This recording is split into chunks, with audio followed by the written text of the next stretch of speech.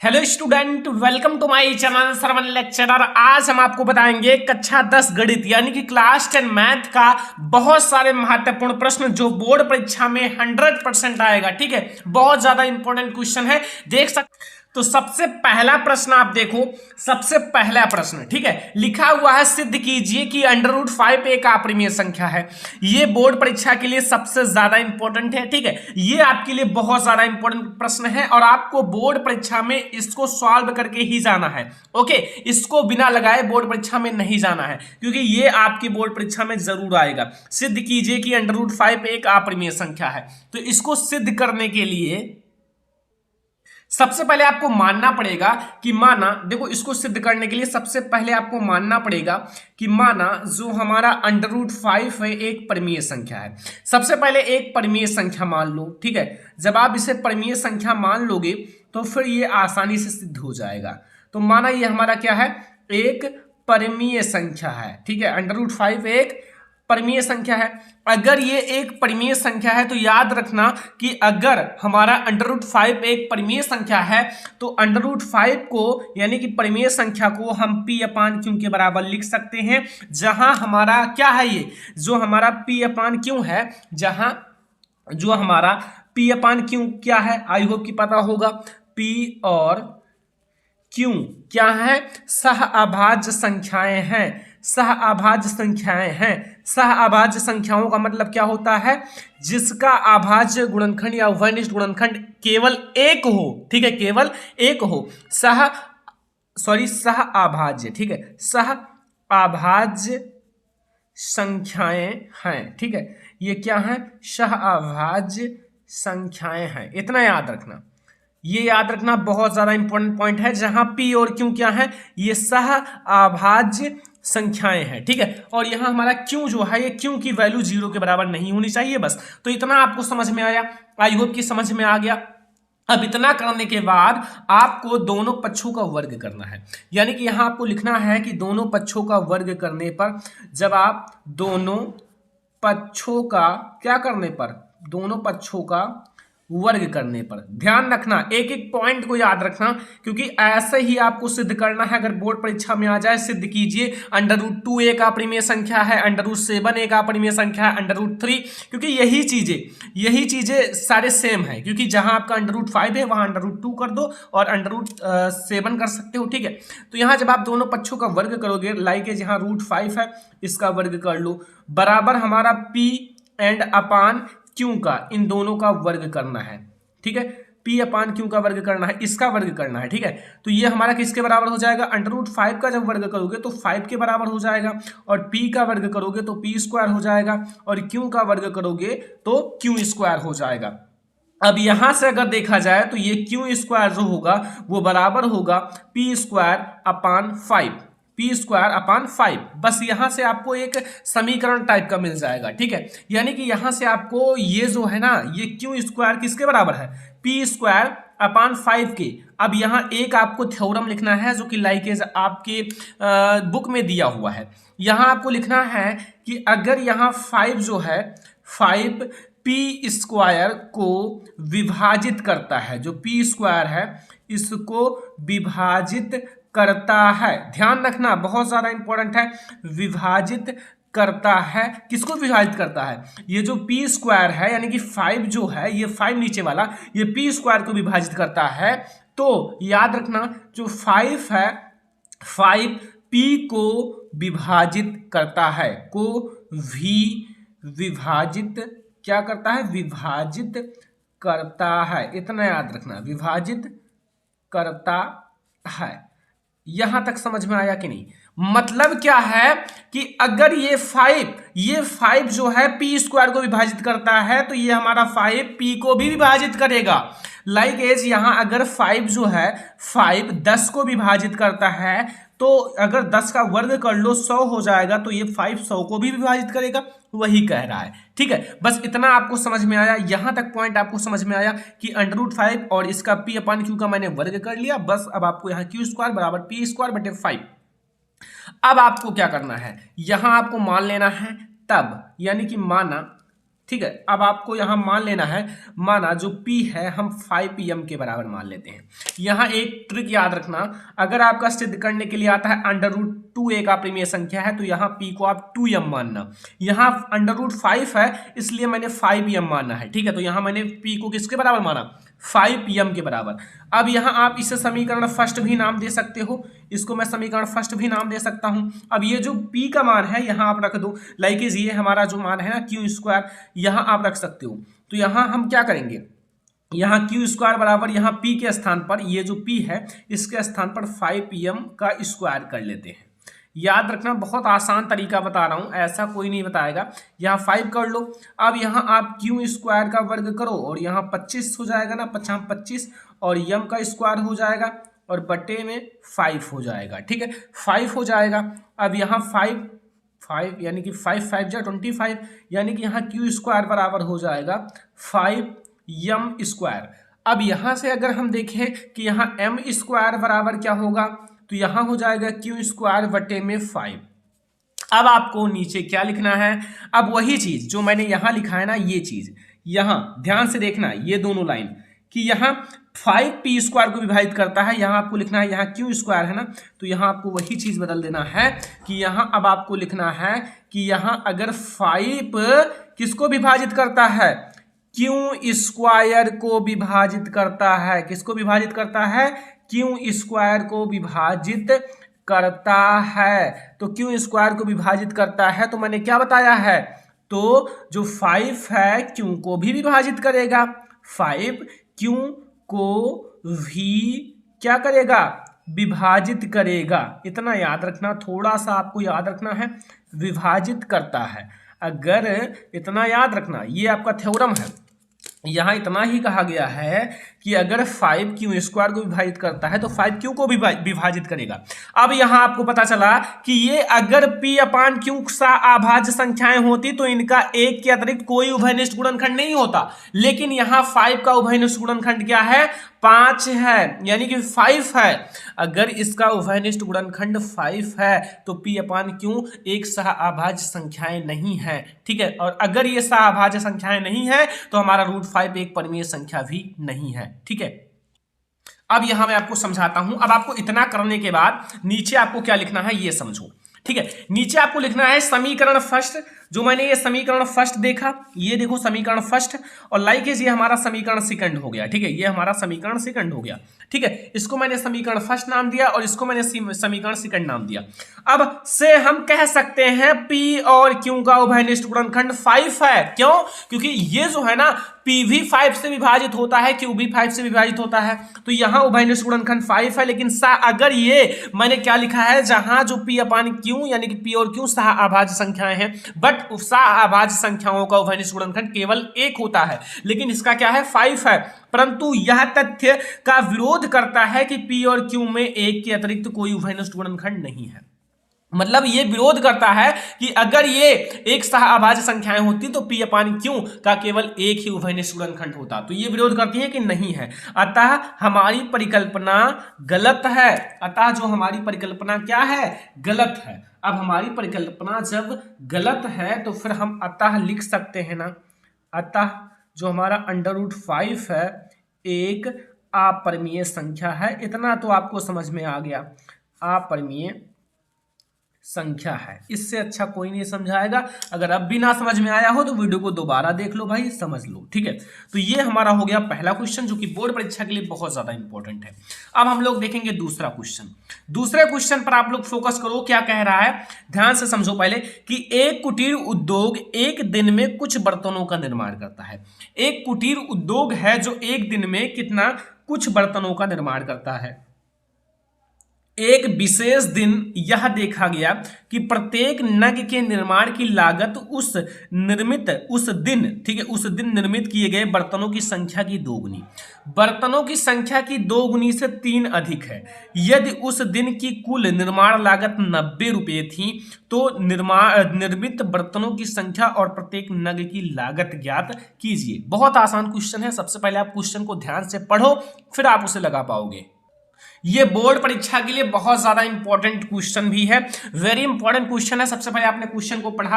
अब यहां हम मान लेंगे, हमें ज्ञात क्या करना है कि निर्मित बर्तनों की संख्या और नग की लागत ज्ञात कीजिए। तो सबसे पहले हम मानेंगे, जो हमें ज्ञात करना पड़ता है उसे मान लिया जाता है। माना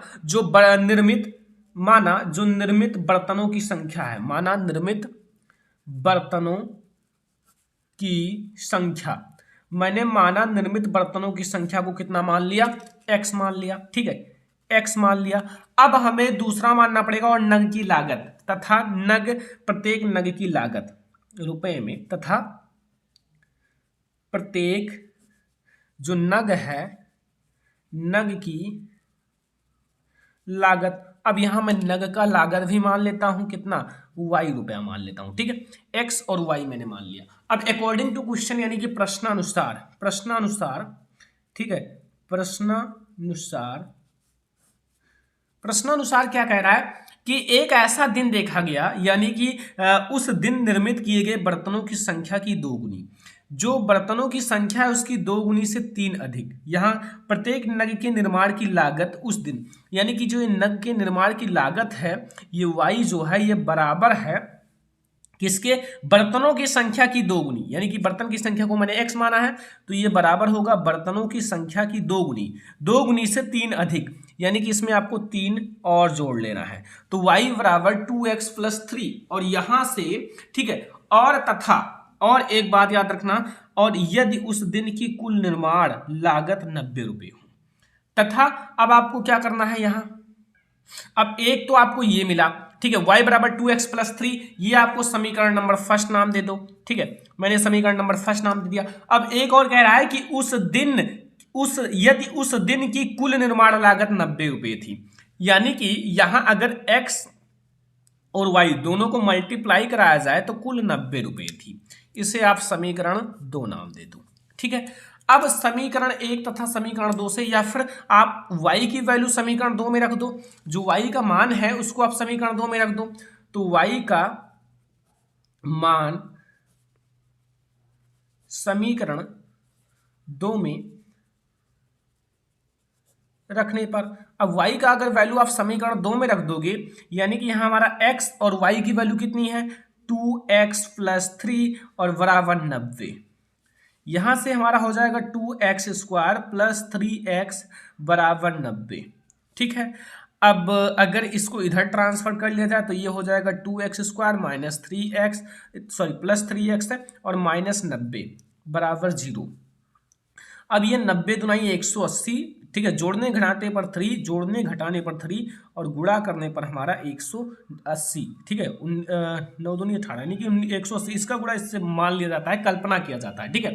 तो यहाँ अगर आप करो, तो यहाँ अगर हम देखें तो प्लस, अगर हम 15 में से 12 घटाएं तो हमारा कितना हो जाएगा 3, और गुणा करेंगे तो हमारा कितना हो जाएगा 180, ठीक है, कितना हो जाएगा 180। तो याद रखना यहाँ हमारा 90 है बराबर 0, और यहाँ हमारा 2x + 15x - 12x - 90 बराबर 0, और यहाँ से हम क्या कॉमन लेंगे, x कॉमन ले लो, तो यहाँ हमारा x² है, सॉरी ये सारे 2x² हैं, ठीक है, 2x² है, तो यहाँ से हम x कॉमन लेंगे, तो यहाँ हमारा बचेगा 2x + 15, और यहाँ अगर हम -6 कॉमन ले लें तो यहाँ भी 2x और -15 × 6 = 90, यानी कि माइनस माइनस प्लस हो जाएगा बराबर 0।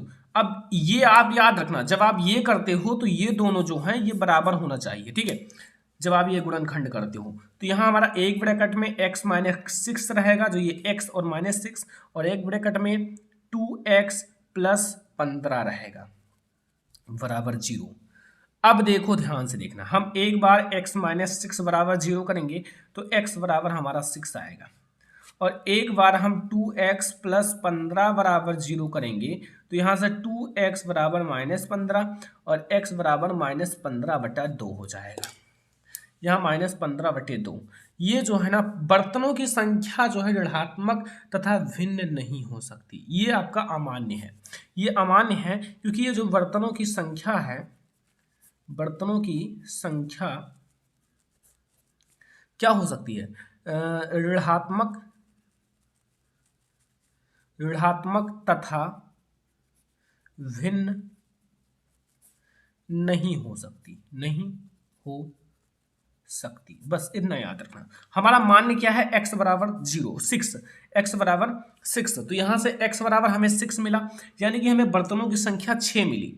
कितना मिला, 6। ठीक है, अब फिर अगर बात की जाए, अभी हमें क्या ज्ञात करना है, तथा प्रत्येक नग की लागत यानी कि y की वैल्यू। तो आप y का मान रख सकते हो कहां, y का मान समीकरण 2 में रखने पर, अगर आप y की वैल्यू समीकरण 2 में रखते हो तो समीकरण 2 यहां आप देख लो, x y बराबर 90। यहां से आप y की वैल्यू ज्ञात कर सकते हो। यहां हमारा कितना है, x कितना है, 6 है, यानी कि 6y बराबर 90, और यहाँ y बराबर 90/6, यानी कि 15 छक्के 90। तो यहाँ से हमारा y की वैल्यू 6 आया।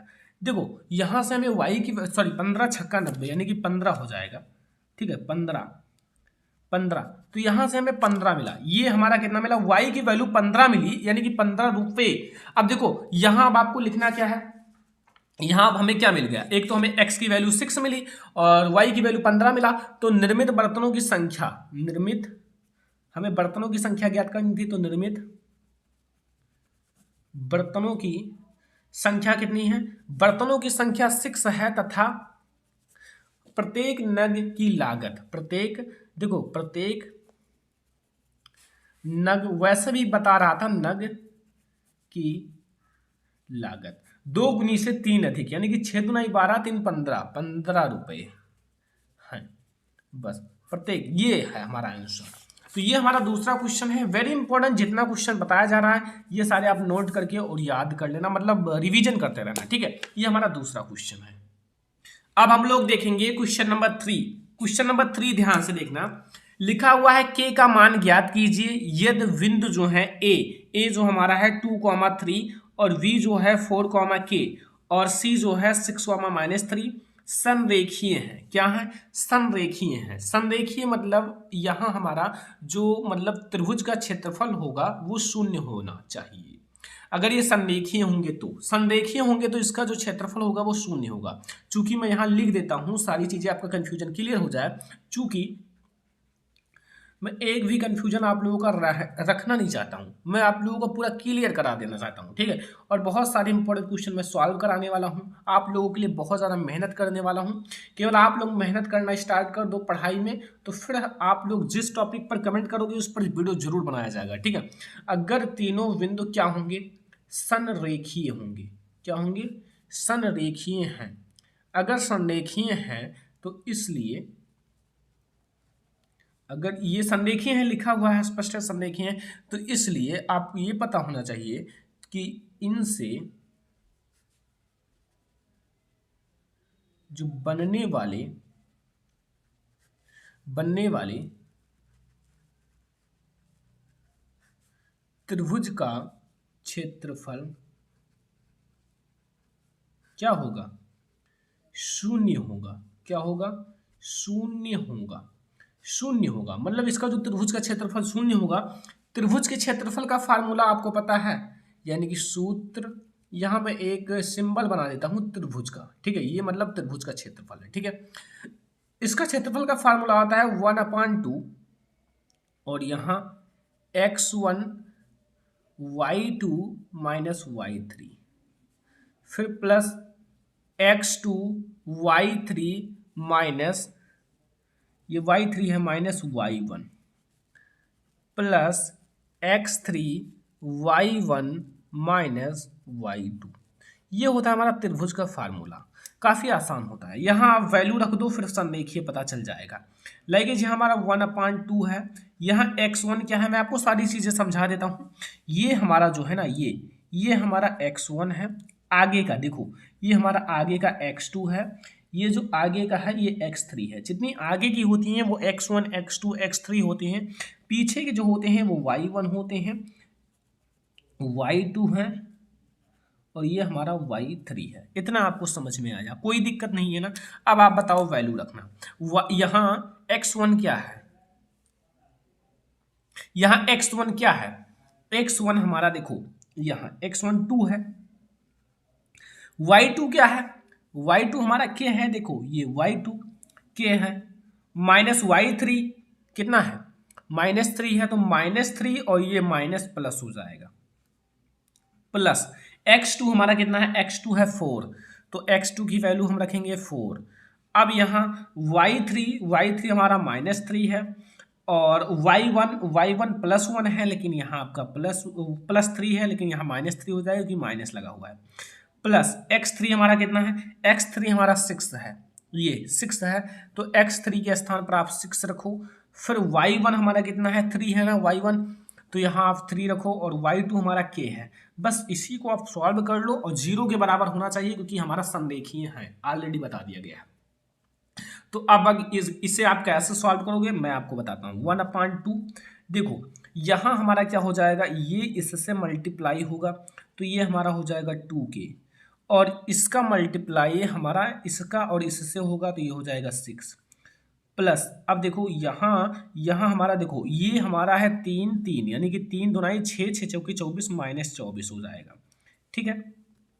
फिर यहाँ हमारा 6 त्रिक 18 प्लस 18 है, और यहाँ हमारा -6k हो जाएगा, ठीक है। इतना समझ में आया। ये हमारा कितना हो जाएगा, 6 का मल्टीप्लाई होगा -6 हो जाएगा। अब देखो यहाँ आपको ध्यान से समझना है, ये हमारा जो है ना ये वाला जुड़ जाएगा, ध्यान से समझना।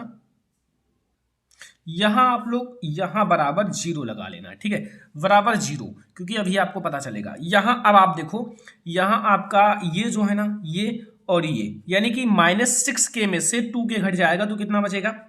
और यहाँ हमारा देखो ये जो है ना, देखो यहाँ मैंने -6k है, यहाँ 2k, तो यहाँ हमारा हो जाएगा -4k, घट जाएगा।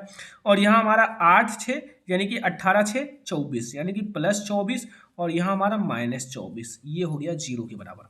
अब यहाँ 1/2 है, अब यहाँ ये कट जाएगा, और यहाँ हमारा बचेगा -4k बराबर 0 के। ये 2 हमारा यहाँ चला आएगा, यानी कि यहाँ बचेगा केवल हमारा -4k, और यहाँ जब 2 में मल्टीप्लाई होगा 0 से, तो ये 0 हो जाएगा। और k बराबर जब हमारा ये इसका नीचे आएगा, तो ये भी 0 के बराबर हो जाएगा, यानी कि k की वैल्यू हमारा क्या हुआ, 0 हुआ। अगर k यानी कि हमारा जो k का मान है 0 है, यानी कि ये हमारा संरेखीय है, और काफ़ी आसान तरीके से मैंने आपको बता दिया, ऐसे आपको लगाना भी है, ठीक है, काफ़ी आसान है। तो ये हमारा है क्वेश्चन नंबर 3। आई होप कि आपको समझ में आ भी गया होगा बहुत आसान तरीके से। तो इस वीडियो में हम लोगों ने केवल 3 क्वेश्चन सॉल्व किए हैं, ठीक है। ये तीनों क्वेश्चन आपके बोर्ड एग्जाम के लिए बहुत ज्यादा इंपॉर्टेंट है। आई होप कि आपको वीडियो पसंद आया होगा, ठीक है। और आप लोगों के लिए एक बहुत ही बड़ा मैराथन वीडियो बनाया जाएगा क्लास 10 मैथ के लिए। तो आप लोग इस वीडियो को ज्यादा से ज्यादा लाइक करना, शेयर करना अपने फ्रेंड्स के साथ। चैनल पर नए हो तो सब्सक्राइब कर लेना। फिर हम लोग मिलेंगे नेक्स्ट इंपॉर्टेंट वीडियो में, तब तक के लिए धन्यवाद।